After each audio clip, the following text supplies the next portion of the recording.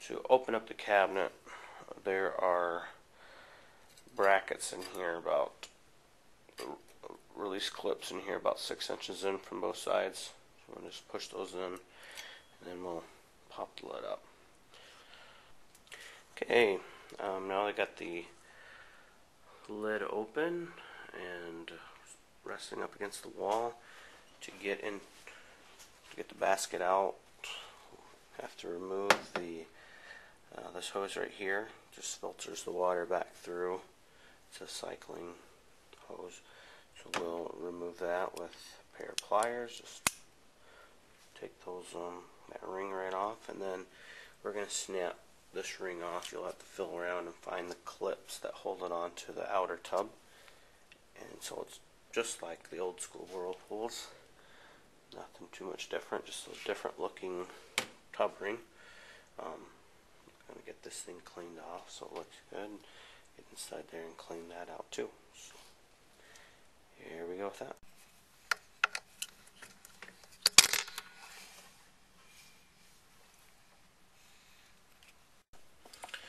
Okay, I'm removing the 7/16 bolt.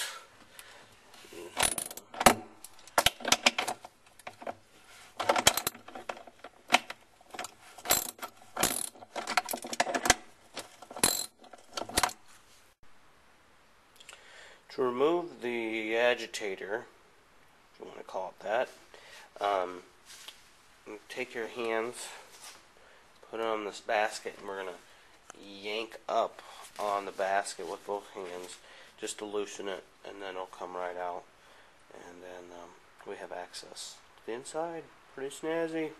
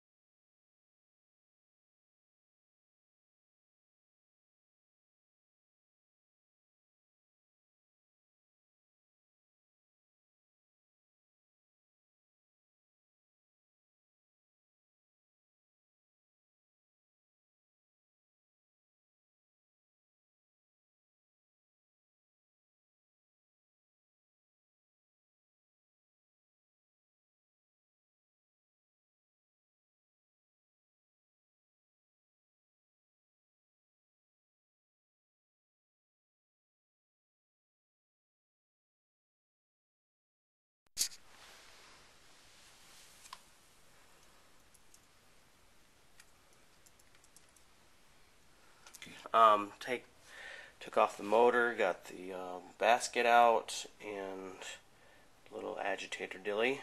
And now what we're doing is taking this nut off right here using, you need a pretty good sized pair of crescent wrench to get on here, and then a pair of pliers to hold on the shaft, and then you just turn it, and then now we got the nut loose. So the biggest feat is just finding something big enough. It looks like it's about an inch nut there. Not 100% for sure, but it's close. So there you go. Take that off, and then we'll go to the next step. Okay, after we move that nut right there, I take a hammer and start to pound out the shaft and the seal.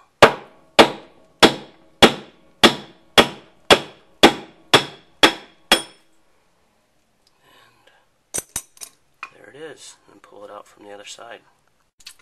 Okay, so now I got the wash machine back up, right side up, and what I'm going to be doing is taking this rod and hammering out the bearing all around on the bottom until it comes out. Okay, now I'm going to be doing the same thing. Turn the washer back over on its front. I'm using this rod. I'm going to tap out the top bearing.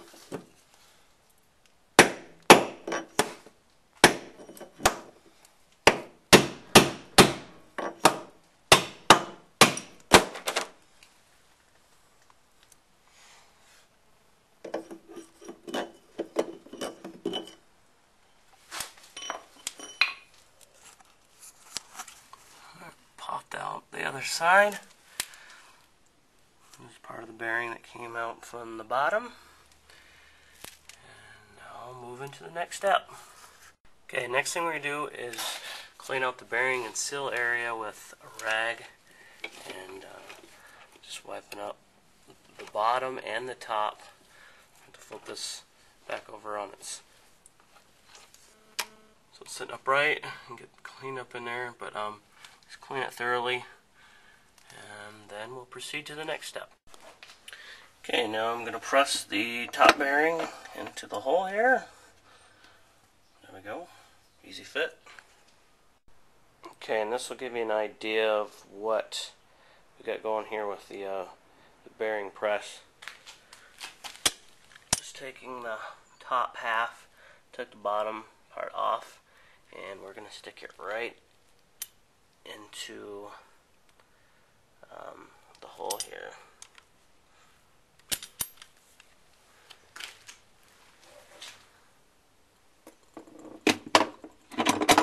Like so. Look at that. Magic. Okay, next thing we're going to do is install the spacer tube, the bottom bearing washer, the bottom bearing,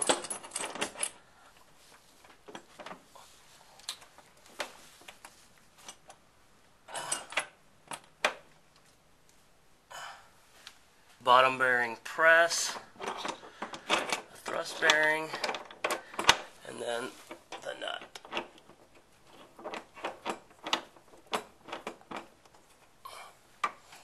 Next thing we're going to do is make sure that our shaft is in the sump pump area, and then tighten this nut with a crescent wrench or a wrench.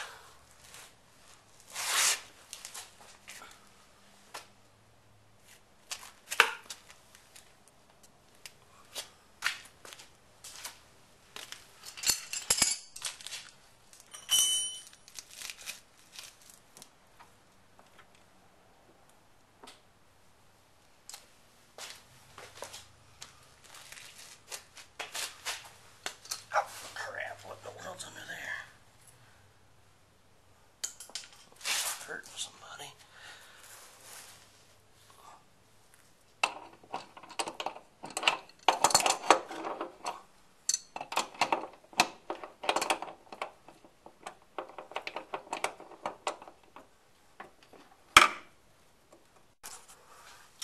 Once you have the nut all the way tightened down, then back out, and you're ready to install the shaft. Okay, putting the shaft right in here. Notice that this is the end that goes down because that's where the nut has to screw down at the bottom. So the shaft goes right in here like so. Alright, you got the bearing press tool out, put the shaft back in. Now this lip on the shaft needs to be flush with the bearing. It still has a gap there. You can tell by the bottom that it's not all the way in because you can't put your nut on because there's no nothing to grab onto down there.